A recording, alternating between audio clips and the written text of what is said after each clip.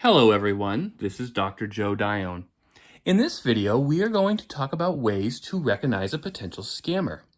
At first, you may wonder how scammers can impact our health and wellness. Well, scamming can have a substantial impact on our financial wellness by draining us of hard-earned dollars, especially if we are living on a fixed income. Additionally, scammers can impact our psychological and emotional wellness by making us feel less about ourselves, especially if they were able to dupe us. Let's begin by looking at some statistics on scammers as reported by the Federal Trade Commission, or the FTC.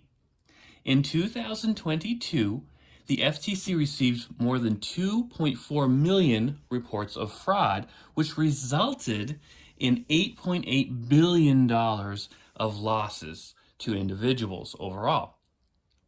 Now, what's happened is the number of reports from 2021 to 2022 was lower. However, the amount lost went up significantly. So this is an important thing to understand. Losses to investment scams more than doubled in 2022, leading to $3.8 billion in losses to individuals. Losses to business imposters, those pretending to be large corporations like Nike or Walmart, rose to over $660 million.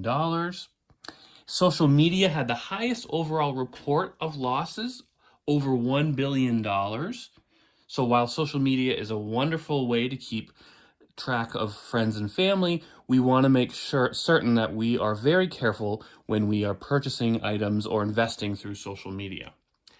And finally, phone calls had the highest per person loss of about $1,400 each. That is a lot of money.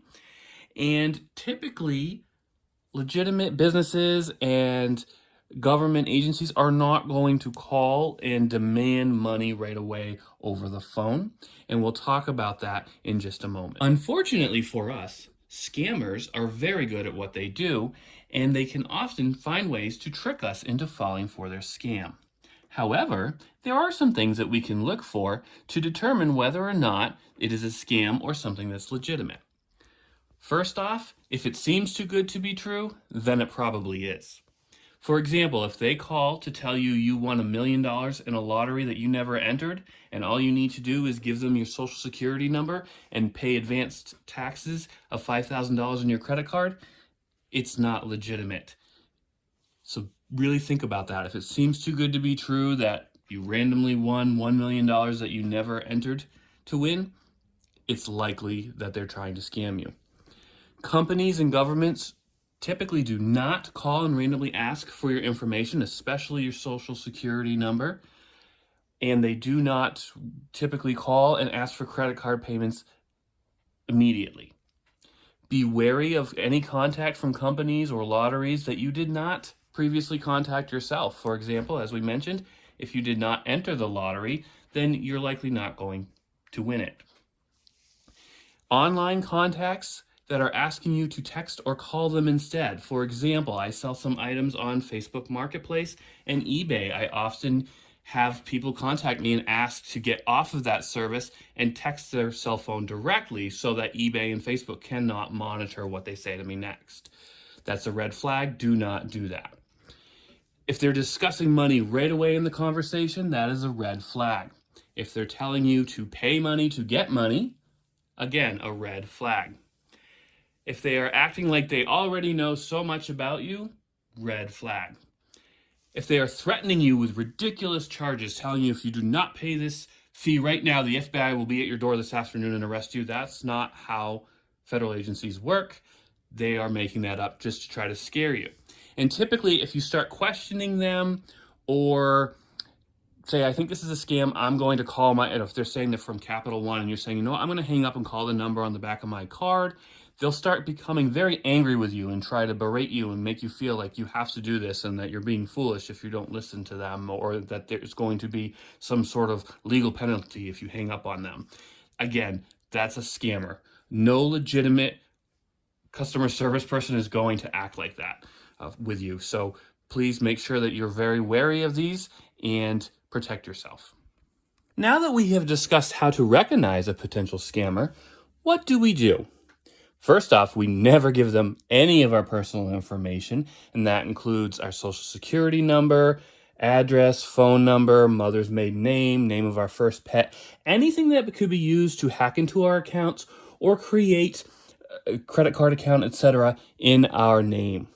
We also do not want to make payments to someone who is contacting us. We want to hang up and call whatever company they claim to be from to double check that that was a legitimate payment that is required.